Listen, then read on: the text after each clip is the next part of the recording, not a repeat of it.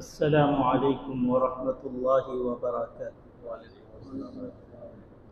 الحمد للہ وحدہ والصلاة والسلام على من لا نبی بعدہ، اما بعد، قال اللہ تبارک وتعالی: فمن يعمل مثقال ذرة خيرا يره ومن يعمل مثقال ذرة شرا يره۔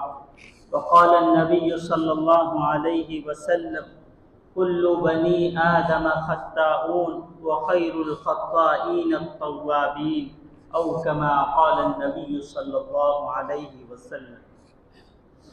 محترم بزرگوں، عزیز دوستوں اور نوجوانوں، قرآن مجید کی دو آیت مبارکہ میں نے آپ کے سامنے پیش کی ہے۔ اللہ رب العزت ارشاد فرماتے ہیں کہ جو کوئی نیکی، خیر اور بھلائی کا ذرہ برابر کام کرے تو اس کو وہ دیکھے گا۔ اسی طریقے سے فرمایا کہ جو کوئی ذرہ برابر برائی کرے تو وہ اس کو بھی دیکھے گا۔ گویا کہ اللہ رب العزت نے دو جملوں میں بات کو واضح اور روشن کر دیا کہ اس دنیا میں بندہ جو کرتا ہے اس کا نتیجہ، اس کا ثمرہ اور اس کا بدلہ اس کے سامنے آنے والا۔ اگر خیر اور بھلائی اور نیکی ایک ذرہ کے برابر، ذرہ ایک معمولی سی چیز ہوتی، سورج کی روشنی پڑتی ہے، ہم اس روشنی میں دیکھتے ہیں وہ ذرات ہمیں نظر آتے ہیں۔ وہ ذرات انتہائی معمولی اور مختصر ہوتے ہیں کہ حقیقتاً وہ اگر دھوپ میں اور اس سورج کی روشنی میں نہ دیکھا جائے تو پتہ بھی نہ چلے۔ تو گویا کہ فرمایا ذرہ برابر بھلائی، ذرہ برابر خیر اور نیکی کا کام اگر بندہ اس دنیا میں کرے گا وہ اس کا ثمرہ اور اس کا بدلہ پائے گا۔ اسی طریقے سے فرمایا کہ ذرہ برابر اگر اس دنیا میں کوئی برائی کرتا ہے، کوئی گناہ کا کام کرتا ہے، کوئی اللہ کی نافرمانی کرتا ہے، اس ذرہ برابر برائی کو بھی وہ دیکھے گا۔ تو گویا کہ بھلائی کو بھی اللہ سامنے رکھ رہے ہیں، برائی کو بھی سامنے رکھ رہے ہیں۔ برائی کا بھی بدلہ ملنے والا ہے اور بھلائی کا بھی ثمرہ ملنے والا ہے۔ اور اس کے ثمرہ ملنے کے اور بدلہ ملنے کی اصل جگہ تو آخرت، اصل جگہ تو آخرت ہے کہ دنیا میں بھلائی کرے گا اس کا بدلہ آخرت میں ملنا ہے تو ملنا ہے، برائی کرے گا تو اس برائی کی سزا، اس کا وبال آخرت میں ملنا ہے تو ملنا ہے۔ اس لیے کہ اللہ تعالی نے آخرت کو دار الجزا بنایا ہے کہ اصل فیصلے کی جگہ، اصل بدلے اور ثمرے کی جگہ، اصل جزا اور سزا کی جگہ وہ آخرت ہے۔ لیکن علماء نے یہ بات لکھی ہے، حضرت ابن القیم رحمۃ اللہ علیہ نے بھی الداء والدواء میں اس بات کی وضاحت فرمائی ہے اور اس بات پر روشنی ڈالی ہے کہ بندہ اگر گناہ کرتا ہے تو اصل اس کی سزا تو آخرت ہے، لیکن اللہ تعالی دنیا میں بھی اس کے نقصان کو ظاہر فرماتا ہے۔ جیسے کسی بندے نے بھلائی کی، نیکی کی، خیر کا کام کیا، بھلائی کا کام کیا، اصل اللہ اجر و ثواب آخرت میں دینے والے ہیں، لیکن اس کے نتائج، اس کے بھلے نتائج، اس کے اچھے اثرات اس دنیا میں ظاہر ہوتے ہیں۔ اس لیے بہت ساری آیتوں میں اس بات کی طرف اشارہ ہے کہ باپ نیک اور صالح تھا، دادا نیک اور صالح تھا، اس نیکی کے ثمرے کی بنیاد پر اللہ تعالیٰ نے ان کی نسلوں کو بھلائی کی طرف ڈال دیا اور ان کی نسلوں کو جو ہے خیر کے لیے اور اس کا ثمرہ دینے کے لیے مقرر فرمایا۔ سورہ کہف میں ہم آیت پڑھتے ہیں وَكَانَ أَبُوهُمَا صَالِحًا، اللہ تعالیٰ فرماتے ہیں کہ باپ ان کا نیک تھا، اس لیے اللہ کی مرضی تھی کہ وہ جو خزانہ چھپا ہوا تھا وہ خزانہ ان کو مل جائے۔ تو گویا کہ نیکی کا ثمرہ نہ صرف انسان تک پہنچتا ہے بلکہ وہ نسلوں تک پہنچتا ہے۔ تو جو بندہ نیکی کر رہا ہے اس کا اجر و ثواب آخرت میں ملنے والا ہے، لیکن دنیا میں بھی اس کے اچھے نتائج، اس کے اچھے اثرات خود اس پر بھی ظاہر ہوں گے، اس کی زندگی میں ظاہر ہوں گے اور اس کی نسلوں تک وہ نیکی کے ثمرات پہنچنے والے ہیں۔ اسی طریقے سے اگر کوئی برائی کرتا ہے، اس برائی کا بدلہ، اس کی سزا تو آخرت میں ہے، وہ ملنے والی ہے، لیکن اللہ تعالیٰ نے اس دنیا میں اس برائی کے برے نتائج کا بھی اظہار فرمایا ہے۔ حافظ ابن قیم رحمۃ اللہ علیہ نے الداء والدواء میں اس دنیا میں گناہ کے نقصانات کیا ہوتے ہیں اس پر تفصیلی گفتگو کی، اس پر مذاکرہ کیا ہے کہ جو بندہ اس دنیا میں اگر برائی کرتا ہے، گناہ کا کام کرتا ہے، اللہ کی نافرمانی کرتا ہے تو اس کے برے اثرات اس کی زندگی پر اثر انداز ہوتے ہیں اور اس برائی کا وہ برا نتیجہ پاتا ہے۔ تو سب سے پہلی بات حافظ ابن قیم رحمۃ اللہ علیہ نے یہ لکھی ہے کہ گناہ کا برا اثر یہ ہوتا ہے کہ اس کا دل پریشان ہو جاتا ہے۔ قرآن مجید کی آیت میں بھی اللہ تعالیٰ نے اس طرف نشاندہی فرمائی ہے فَمَن يَعْمَلْ سُوءًا يُجْزَ بِهِ، کہ جو کوئی برائی کرے گا وہ اس کا بدلہ پائے گا، اس کے برے نتائج آخرت میں بھی ظاہر ہوں گے اور دنیا میں بھی ظاہر ہوں گے۔ تو فرمایا کہ گناہ کا سب سے پہلا وبال اور سب سے بڑا نقصان یہ ہوتا ہے کہ بندے کا دل پریشان ہو جاتا ہے۔ ظاہراً انسان دیکھ رہا ہے کہ وہ بندہ مال و دولت سے مالا مال ہے، اس کے پاس دنیا کا سب مال و متاع ہے، سب عیش و آرام کے، سب راحت اور سکون کے سامان موجود ہے، مال بھی ہے، بینک بیلنس بھی ہے اور بڑی بڑی عمارتیں اور بلڈنگیں بھی ہے، رو ہاؤس بھی ہے، گاڑیاں بھی ہے، نوکر چاکر بھی ہے، اور جب من چاہے جو کھائے، جب من چاہے جہاں سونا چاہے سوئے، اور ساری سہولت کی، سارے عیش و آرام کی ساری چیزوں اس کے سامنے، سارے اسباب موجود ہیں، لیکن بندہ پریشان ہے۔ پتہ چلا کہ راتوں میں نیند نہیں آتی ہے، کروٹیں لیتا ہے، نیند کی گولیاں کھانی پڑتی ہے، حالانکہ نوکر چاکر خادم سب موجود ہے، ایک آواز پر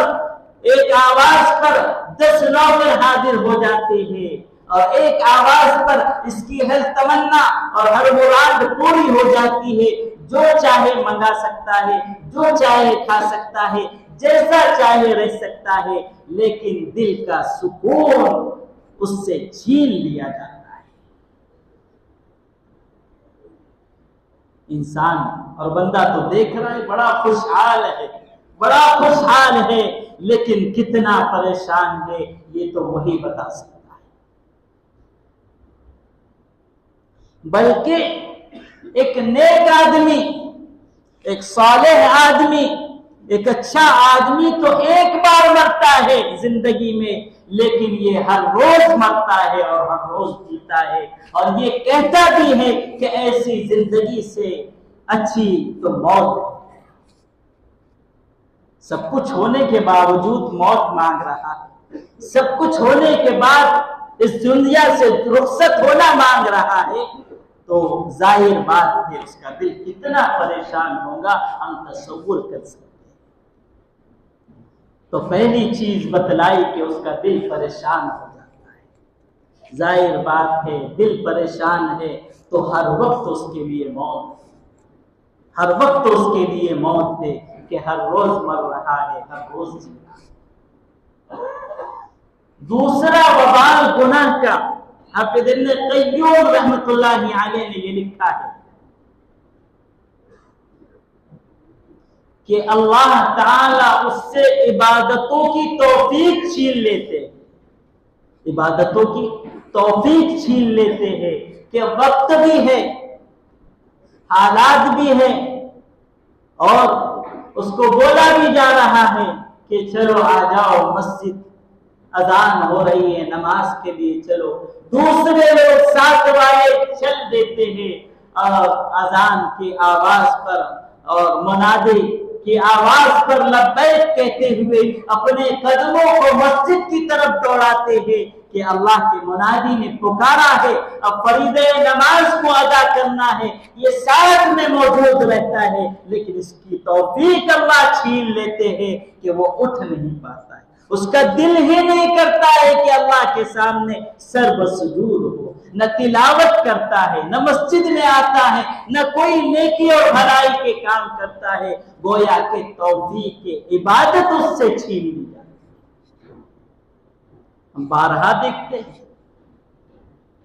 کہ ایک آدمی ہمارے ساتھ وقت بھی ہے، حالات بھی ہے، عبادتیں بھی کر سکتا ہے، قرآن کی تلاوت بھی کر سکتا ہے، تسبیحات بھی کر سکتا ہے، اور خیر کے اور بھلائی کے بہت سارے کام وہ کر سکتا ہے، لیکن اس کا دل گوارا نہیں کرتا ہے کہ میں خیر کے کام میں حصہ لوں، میں بھلائی کے کام میں حصہ لوں، میں اللہ کے سامنے سر بسجود ہوں، فریضہ نماز کو ادا کروں، میں قرآن کی تلاوت کروں، میں تسبیحات پڑھوں، اس کا دل گوارا نہیں کرتا۔ تو عزیزان محترم، دوسرا گناہ کا وبال یہ ہوتا ہے کہ اللہ کی جانب سے عبادت کی توفیق چھین لی جاتی ہے، اور تیسرا وبال یہ ہوتا ہے کہ اس کے آنکھوں سے آنسو نکلنے بند ہو جاتے ہیں، گویا کہ دل اس کا سخت ہو جاتا ہے۔ آج ہم اور آپ حالات دیکھ رہے ہیں، حالات دیکھ رہے ہیں، ظلم و ستم کو دیکھ رہے ہیں کہ سارے ظلم و ستم ہو رہے ہیں،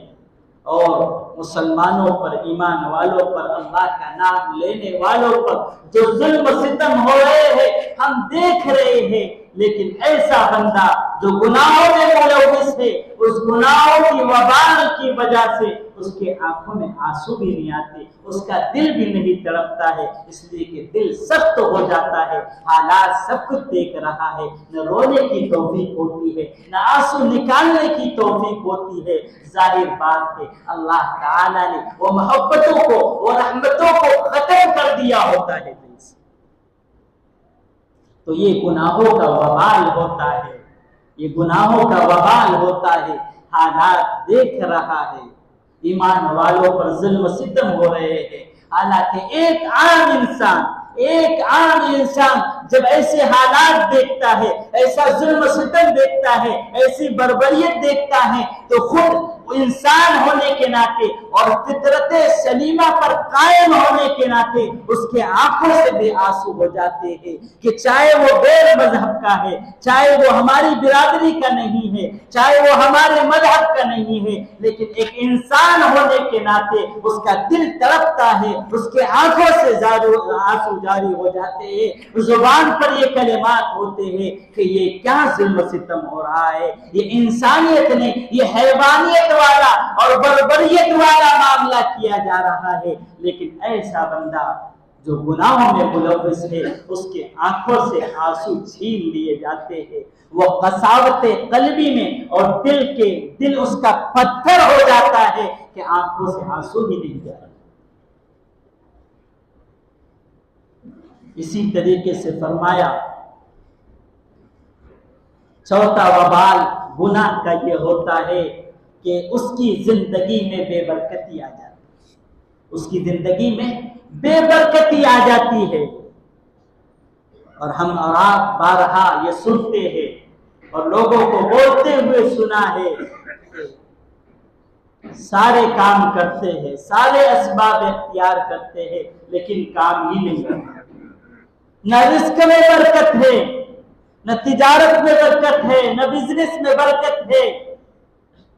نہ صحت میں برکت ہے، نہ اولاد میں برکت ہے، بلکہ پوری زندگی بے برکتی والی گزر رہی ہے۔ پوری زندگی بے برکتی والی گزر رہی ہے کہ زندگی سے برکت ہی اٹھا لی ہے، پھر شکوہ شکایت کرتا پھرتا ہے، پھر لوگوں سے بولتا پھرتا ہے کہ نہ بزنس چلتا ہے، نہ اولاد ساتھ دے رہی ہے، نہ تجارت میں نفع ہو رہا ہے، نہ کام بن رہے ہیں۔ تو یہ سب باتیں اس وجہ سے ہوتی ہے کہ گناہوں کے وبال کی وجہ سے زندگی سے برکت کو اٹھا لیا جاتا ہے۔ اس کے مقابل ایک عام آدمی کو دیکھیں کہ تھوڑا کماتا ہے، روزانہ کماتا ہے، روزانہ کھاتا ہے، لیکن میٹھی نیند سوتا ہے اور اللہ کی ذات پر بھروسہ کرتے ہوئے، اللہ پر یقین کرتے ہوئے اس کا دل مطمئن ہوتا ہے کہ اللہ کاموں کو بنانے والے ہیں، اللہ کاموں کو بنانے والے ہیں، اللہ رشتوں کو طے کرنے والے ہیں، اللہ تعالی تجارت میں نفع دینے والے ہیں، بزنس میں نفع دینے والے ہیں۔ اللہ تعالیٰ کی ذات پر اس کا یقین ہوتا ہے، تھوڑا کماتا ہے، تھوڑا کھاتا ہے، سکون، اطمینان اور برکت والی زندگی گزارتا ہے۔ پانچواں گناہ کا وبال یہ ہوتا ہے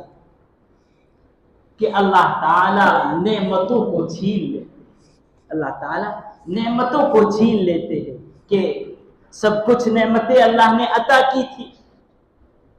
خوشحال زندگی گزار رہا تھا، لیکن نعمتوں کی قدر نہیں کی، نعمتوں پر اللہ کا شکر ادا نہیں کیا۔ اب حال یہ ہوا کہ نعمتیں چھین لی جا رہی، ایک ایک کر کے اللہ تعالیٰ نعمتوں کو چھینتا جا رہا ہے۔ تو یہ بھی گناہوں کا وبال ہے۔ تو بہرحال زندگی میں اگر سکون چاہتے ہو، حیات طیبہ چاہتے ہو، خوشحال زندگی چاہتے ہو، تو چاہیے کہ گناہوں کو چھوڑ دے۔ وَذَرُوا ظَاهِرَ الْإِثْمِ وَبَاطِنَهُ إِنَّ الَّذِينَ يَكْسِبُونَ الْإِثْمَ سَيُجْزَوْنَ بِمَا كَانُوا يَكْسِبُونَ، کہ ظاہری گناہ کو بھی چھوڑ دے اور باطنی گناہ کو بھی چھوڑ دے، اس لیے کہ اگر گناہ کو نہیں چھوڑا تو اس کا بدلہ آخرت میں بھی ملنے والا ہے اور دنیا میں بھی ملنے والا ہے۔ اس لیے ایک ہی حل ہے کہ ہم اگر نجات چاہتے ہیں، کامیابی چاہتے ہیں، فلاح چاہتے ہیں، خوشحال چین سکون راحت اطمینان والی زندگی چاہتے ہیں، تو گناہوں سے اپنے آپ کو دور رکھیں، ورنہ یہ گناہ ہمیں تباہ و برباد کر دے گا۔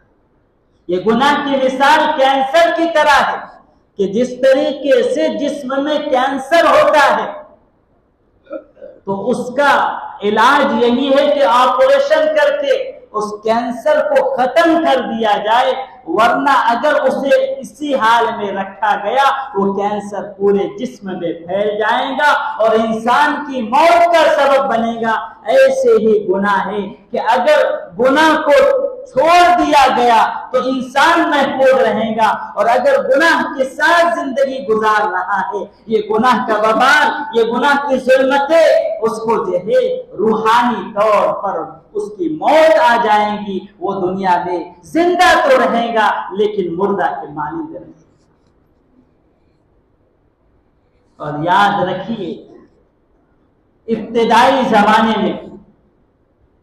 شروع میں گناہ کو چھوڑنا آسان ہوتا کہ انسان کوئی گناہ کرنے لگا فوراً جو ہے اللہ کی طرف رجوع کر لیا، توبہ استغفار کر لیا اور گناہ کو چھوڑ دیا، تو شروع میں ابتدا میں گناہ کو چھوڑنا آسان ہوتا ہے، لیکن اگر عادت بنتی چلی گئی تو پھر گناہ کو چھوڑنا مشکل ہو جاتا ہے۔ اس لیے کوشش کرنی چاہیے اور آج ہی عہد اور پیمان کرے اللہ کے حضور اس مسجد میں بیٹھ کر اللہ کے گھر میں کہ آئندہ سے انشاءاللہ ہم گناہ نہیں کریں گے، آئندہ سے ہم توبہ استغفار کرتے ہیں، اپنے پچھلے گناہوں اور نادموں کو پشیمان ہوتے ہیں اور اللہ کے حضور توبہ کرتے ہیں۔ اگر ہم توبہ کر لیں گے تو پھر اللہ تعالی ہمارے لیے آسانی کا معاملہ فرمائیں گے، راحت کا معاملہ فرمائیں گے کہ اللہ تعالی راستوں کو کھولیں۔ اور یاد رکھیے ایک بزرگ نے یہ بات ارشاد فرمائی ہے کہ جو بندہ اپنے علم اور ارادے سے یعنی جان کر اور ارادے سے عزم سے جو کوئی اپنے علم اور ارادے سے گناہ کو چھوڑ دیتا ہے، اللہ تعالی اس کی دعاؤں کو رد کرنا چھوڑ دیتا ہے۔ یعنی اس نے جب ارادہ کر لیا اور اپنے علم سے گناہ کو چھوڑ دیا، اب اللہ تعالیٰ اس کی ہر دعا کو قبول فرمائے۔ یہ بہت اونچا مقام ہے، اس لیے اپنے علم سے، اپنی جانکاری سے، اپنے ارادے سے ایک عزم باندھ لے، اے اللہ آئندہ سے میں گناہ نہیں کروں گا، اللہ تعالیٰ ہر دعا کو قبول فرمائے، اللہ تعالیٰ ہر دعا کو قبول فرمائیں گے۔ بندے کا کام ہے عزم کرنا، اللہ کا کام ہے اس کو آگے بڑھانا۔ والذین جاہدوا فینا لنہدینہم سبلنا وان اللہ لمع المحسنین۔ اللہ تعالیٰ فرماتے ہیں تو نیکی کی راہ پر چل کر تو دیکھ ہم کیسے چلاتے ہیں۔ جیسے ایک باپ بیٹے کو جانتا ہے کہ چلنا نہیں جانتا ہے، اس کی انگلی پکڑتا ہے، پھر کچھ دور کھڑا ہو کر اس کو اپنی طرف بلاتا ہے، اور باپ جانتا ہے کہ یہ چلنا نہیں جانتا ہے، یہ لڑکھڑا جائے گا، یہ گر جائے گا، ہو سکتا چوٹ لگ جائے گی، باپ تھوڑی دور کھڑا رہ کر اس کو بلاتا ہے، جب وہ گرنے لگتا ہے فوراً اس کو اٹھا لیتا ہے۔ ایسے ہی اللہ تعالیٰ کہتے ہیں بندے تو نیکی کی راہ پر چلنے کا ارادہ تو کر، تجھے کیسے میں اپنی حفاظت میں لیتا ہوں اور کیسے تجھے گناہ سے بچاتا ہوں، تجھے گمان بھی نہیں ہوگا۔ تو سوچتا تھا یہ گناہ مجھ سے کیسے چھوٹے گا، یہ گناہ مجھ سے کیسے چھوٹے گا، یہ اللہ کی نافرمانی مجھ سے کیسے چھوٹے گی۔ تو سوچتا تھا، تو سمجھتا تھا کہ یہ گناہ مجھ سے چھوٹ نہیں پائے گا۔ تو عزم کر کے دیکھ، تو ارادہ کر کے دیکھ، تو ایک قدم آگے بڑھا کے تو دیکھ، اللہ کہتے ہیں میں تیری کیسی حفاظت کروں گا، یہ میرے ذمہ ہے۔ عزیزان محترم، بندہ گناہ کیوں کرتا ہے؟ بندہ گناہ کیوں کرتا ہے؟ وہ یہ سمجھتا ہے کہ مجھے کوئی دیکھنے والا نہیں، مجھے کوئی دیکھنے والا نہیں۔ حالانکہ ایک بڑے اللہ والے ہیں عطا ابن رباح رحمت اللہ علیہ، بڑے بزرگ تھے، اللہ تعالیٰ نے ان کے طرف الہام فرمایا، ایک کشف ظاہر فرمایا کہ عطا بندوں سے یہ کہہ دو کہ گناہ کرنا ہوتا ہے تو دنیا کے وہ دروازے بند کر دیتے ہیں جن سے مخلوق دیکھتی ہے، لیکن اس دروازے کو بند نہیں کرتے جس سے میں دیکھتا ہوں۔ کیا وہ مجھے دیکھنے والوں میں اپنے سے کمتر سمجھتے؟ ظاہر بات ہے 3 سال کا بچہ ہو، 5 سال کا بچہ ہو، اگر موجود ہو تب بھی بندہ جو ہے گناہ سے بچ جاتا ہے کہ کوئی تو مجھے دیکھ رہا ہے۔ تو انسان یہ سمجھتا ہے کہ کوئی دیکھ رہا ہے، اس وجہ سے گناہ نہیں کرتا ہے۔ اللہ تعالیٰ کہہ رہے میں تو دیکھ رہا ہوں، سارے دنیا کے دروازے بند کر دیے، لیکن میں رب تو دیکھ رہا ہوں۔ کیا تم مجھے اس لائق بھی نہیں سمجھتے کہ میں دیکھنے والا ہوں اور تم دیکھنے والوں سے میں کمتر دیکھنے والا ہوں؟ تو ظاہر بات ہے یہ تصور پیدا کرنے کی ضرورت ہے، یہ تصور پیدا کرنے کی ضرورت ہے کہ اللہ تعالیٰ دیکھ، اللہ تعالیٰ دیکھ رہے ہیں. یہ تصور پیدا ہوگا جب بندہ جو ہے گناہوں سے محفوظ رہے گا.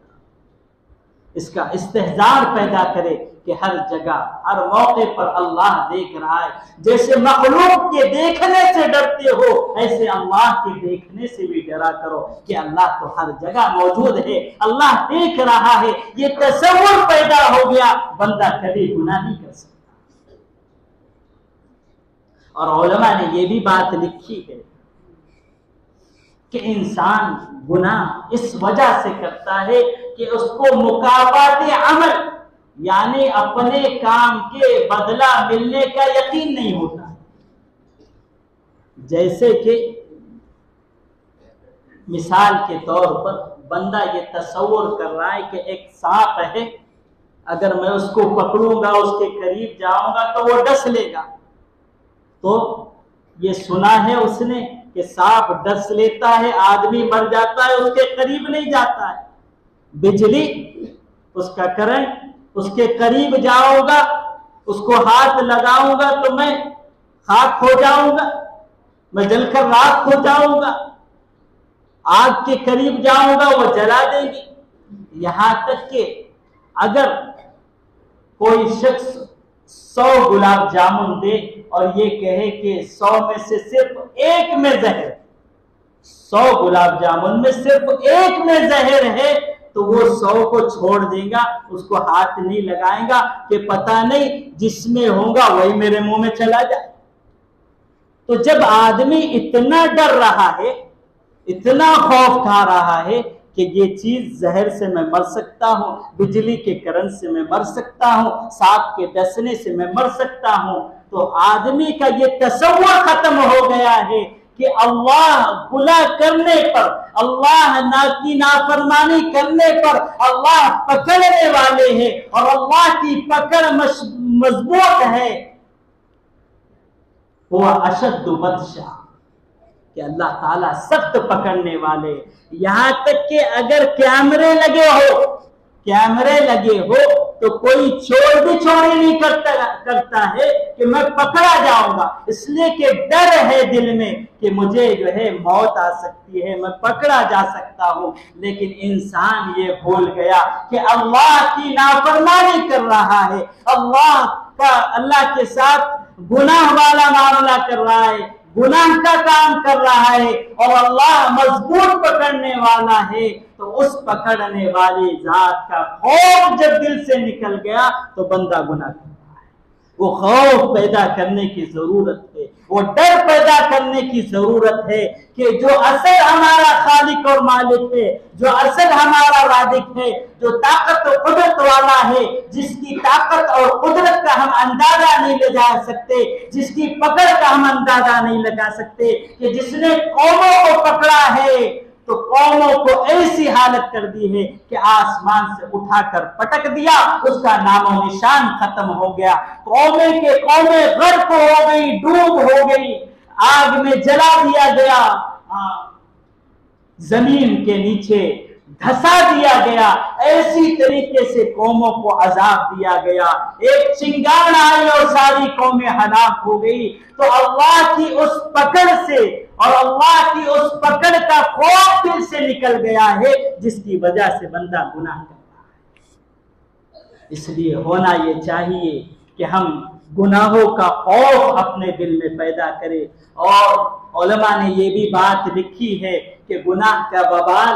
3 طرح سے ہوتا ہے.